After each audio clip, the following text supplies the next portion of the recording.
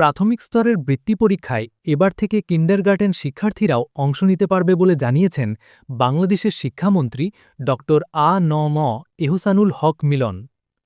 Video শুরু করার আগে আমাদের চ্যানেলে নতুন হয়ে থাকলে সাবস্ক্রাইব করুন গুরুত্বপূর্ণ সকল নোটিশ ও খবর জানতে। চলুন শুরু করা যাক।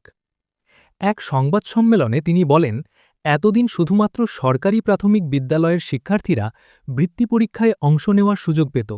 তবে নতুন সিদ্ধান্ত অনুযায়ী বেসরকারি ও কিন্ডারগার্টেন শিক্ষার্থীরাও একই পরীক্ষায় অংশ নিতে পারবে।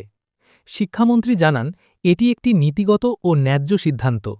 তার মতে, কিন্ডারগার্টেন শিক্ষার্থীরাও দেশের নাগরিক এবং তাদেরও সমানভাবে পরীক্ষায় অংশগ্রহণের অধিকার রয়েছে। তাই সকল শিক্ষার্থীর জন্য সমান সুযোগ নিশ্চিত করতেই এ উদ্যোগ নেওয়া হয়েছে।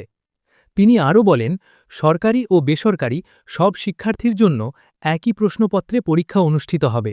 এতে প্রতিযোগিতার ক্ষেত্র সমান থাকবে এবং মেধার সঠিক মূল্যায়ন সম্ভব হবে।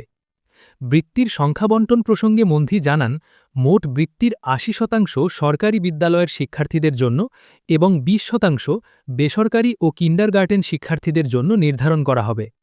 বৃত্তির সুবিধা সম্পর্কে তিনি বলেন, ট্যালেন্ট পুলে উত্তীর্ণ শিক্ষার্থীরা এককালীন অর্থ সহায়তা ও মাসিক স্টাইপেন্ড পাবে। এছাড়াও সাধারণ গ্রেডে উত্তীর্ণদের জন্য বৃত্তির ব্যবস্থা থাকবে। সংবাদ সম্মেলনে তিনি শিক্ষা সংশ্লিষ্ট অন্যান্য বিষয়েও কথা বলেন।